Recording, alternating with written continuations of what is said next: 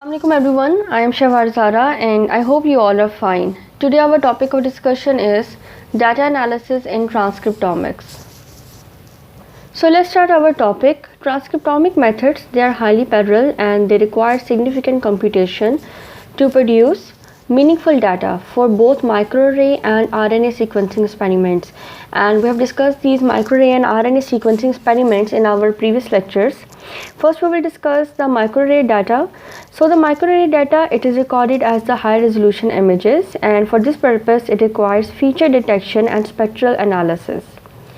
And the raw image files that are produced by the microarray, they are about 750 MB in size, whereas the process file, their intensities are around 60 MB in size.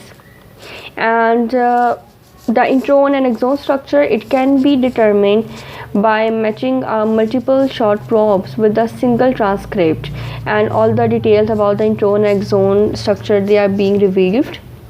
And for this purpose basically statistical models are required, and these statistical model, what they do is that they determine the authenticity of the resulting signals. So this was about how the microarray data, it is being recorded and how it is being analyzed based on the signals produced. Then you have RNA sequencing studies, and the RNA sequencing studies, they can produce greater than 10 to the power 9 of short DNA sequencing, and these short DNA sequences, they must be aligned to reference genome, and this reference genome, it is basically comprised of millions to billions of base pairs. De novo assembly of reads within a data set, it requires a construction of highly complex sequence graph. So what is this de novo assembly of reads? This de novo assembly of read is also called as de novo transcriptome assembly, and it is basically the method of creating a transcriptome with the help of, you can say, or you can say with the aid of a reference genome, without the aid of reference genome. So the difference is only that in de novo transcriptome assembly, you will not require or need the reference genome in order to produce a transcriptome. RNA sequencing operations, they are highly repetitious and they benefit from parallelized computation. Parallel computing is basically a type of computation in which many calculations, or you can say the execution of processes, they are carried out simultaneously. Means all the processes are carried out simultaneously. In this, what happens is that large problems, they can be divided into smaller ones, and which can be then solved at the same time. So this is basically the parallel computing process. So the human transcriptome, it can be captured by using RNA sequencing, and human transcriptome, it basically consists of 30 million 100 base pair sequencings per sample. And this example which I have given you about the human transcriptome, it will require approximately 1.8 gigabytes of disk space per sample when it is stored in the compressed FASTQ form. So because the data is basically stored in the compressed format, so it will be requiring a lot of space, as the data about the human transcriptome, it is quite large. Once you have got the results of the RNA sequencing, so the sequence data, it can be stored in public repositories such as Sequence Read Archive, SRA.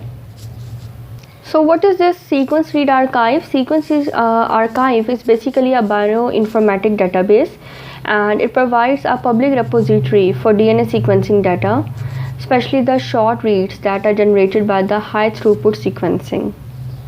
So this is the Sequence Read Archive. Then the RNA sequencing datasets, they can be uploaded via the Gene Expression Omnibus.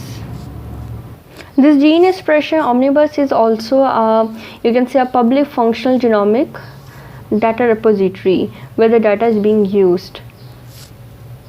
So this was how the data analysis was done, and this is the difference between the microarray and RNA sequencing procedures, which we have discussed previously. It is just given in the diagrammatic form here. So now we will discuss image processing. First we will discuss microarray image processing. Microarray image processing, it must correctly identify the regular grid of features within an image and independently quantify the fluorescence intensity for each feature. So first thing is this, that the identification of the regular grid, and the second is the quantification of the fluorescence intensity for each feature. Image artifacts, they must be additionally identified and removed from the overall analysis.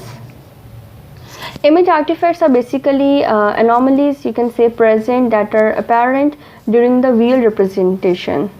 So they must be, these image artifacts, they must be identified and then they should be removed from the overall analysis. And the fluorescence intensity, what they do is that they directly indicate the abundance of each sequence. And how they do is that because the sequence of each probe on the array is already known. So how this fluorescence intensity, it indicates the abundance of each sequence. So here in the diagram you can see the microarray chip and the sequencing flow cell. This is how it looks like.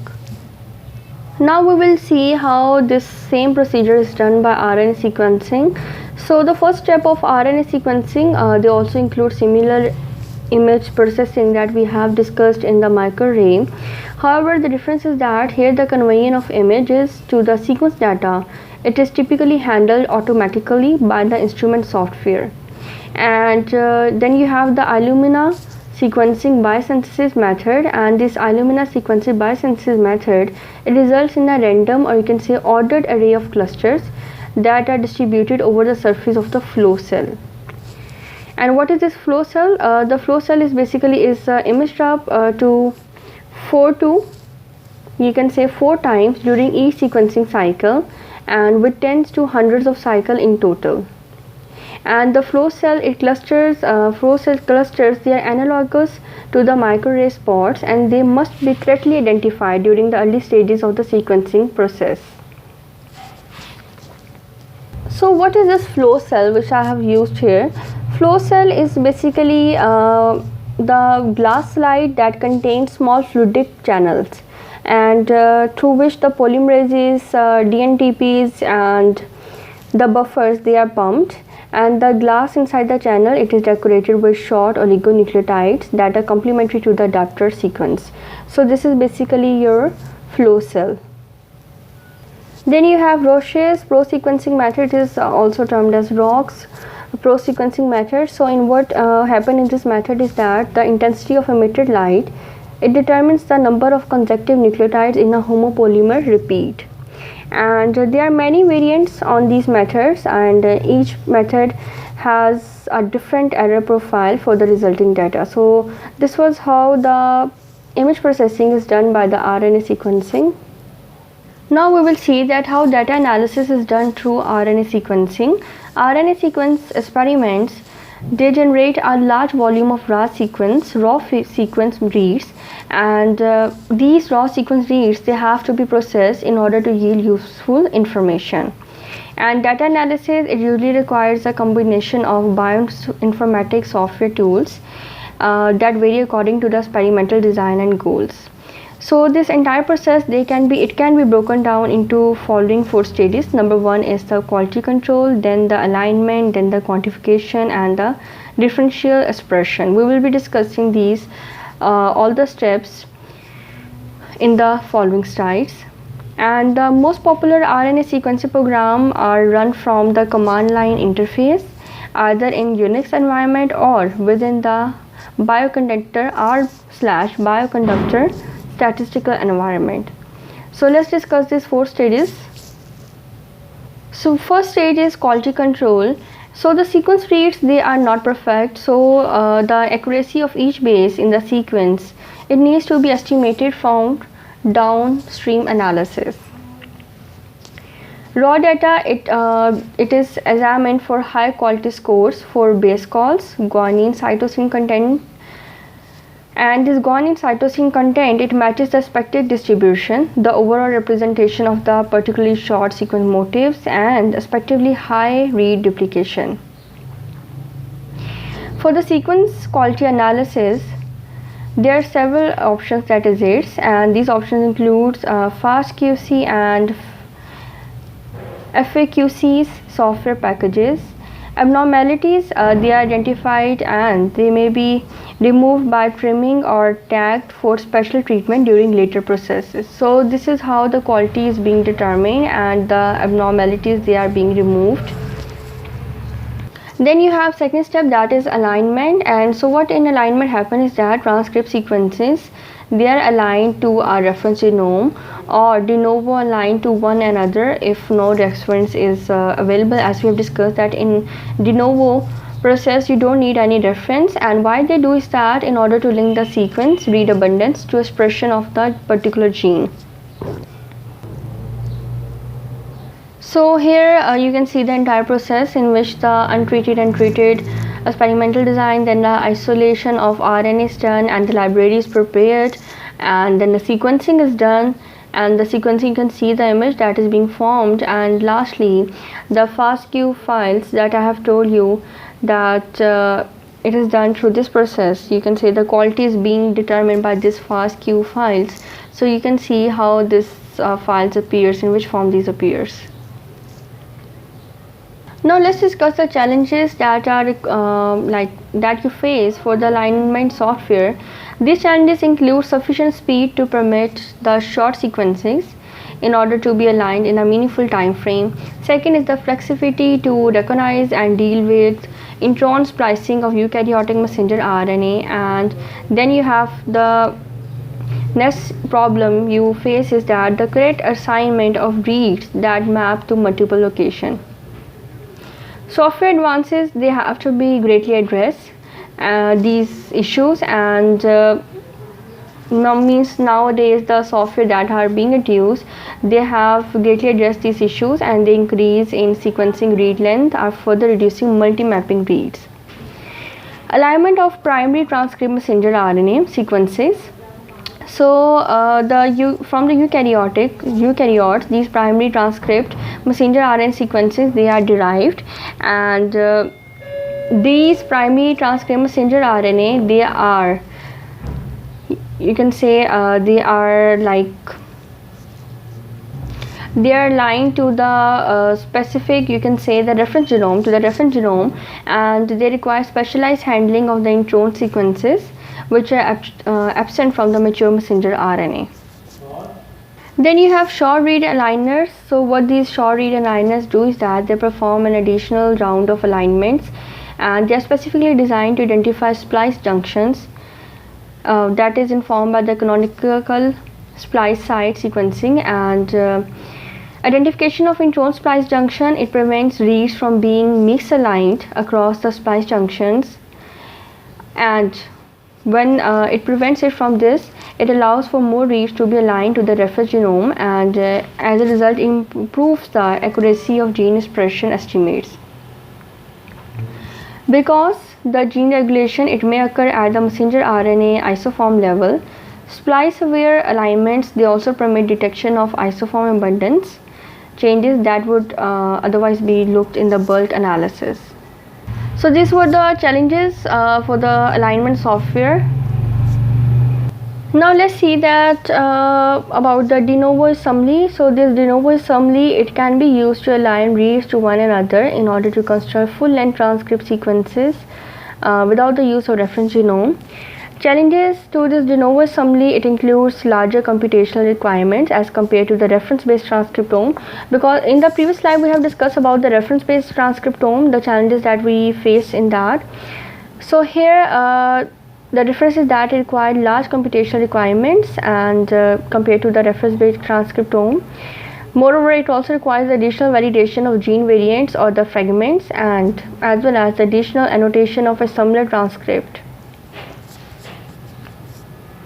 So these were the challenges that we faced in de novo assembly.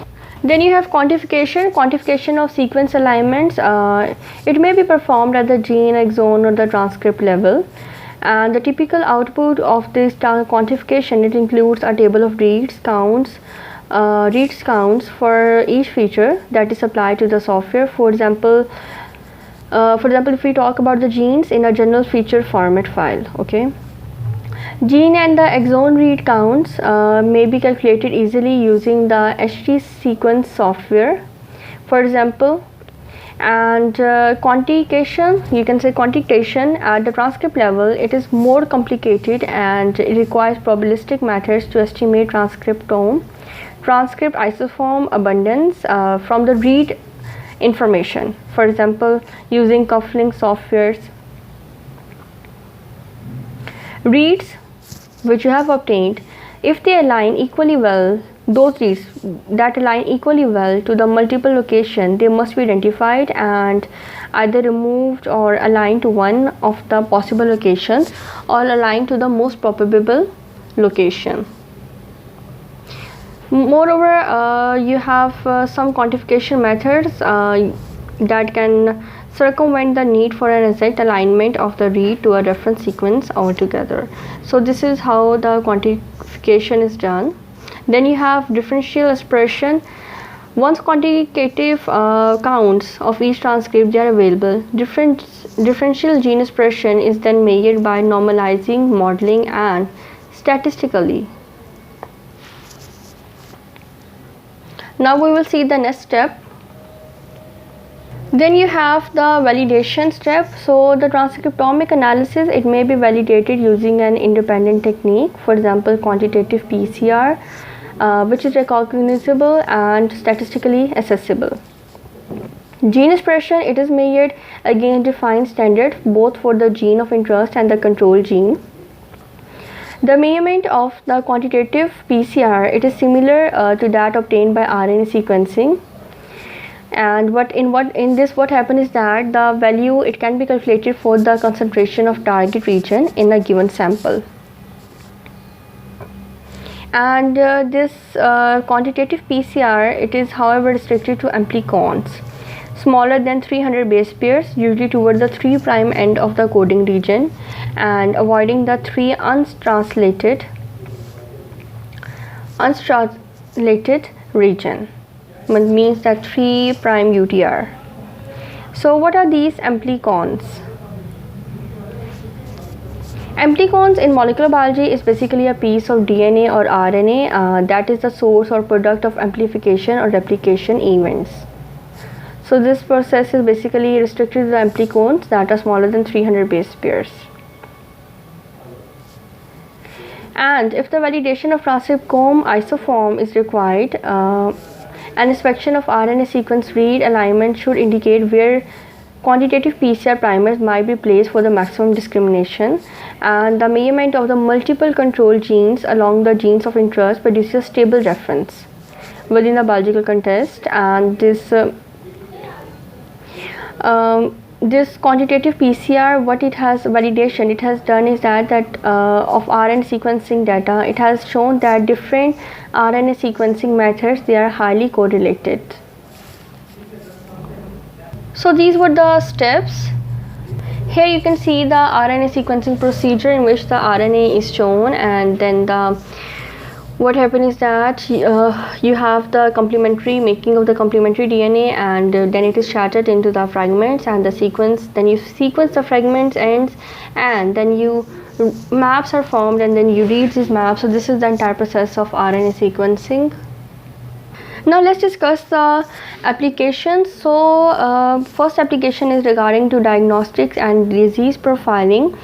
So these transcriptomic strategies, they have been seen broad application across diverse areas of biomedical research, including disease diagnosis and the profiling.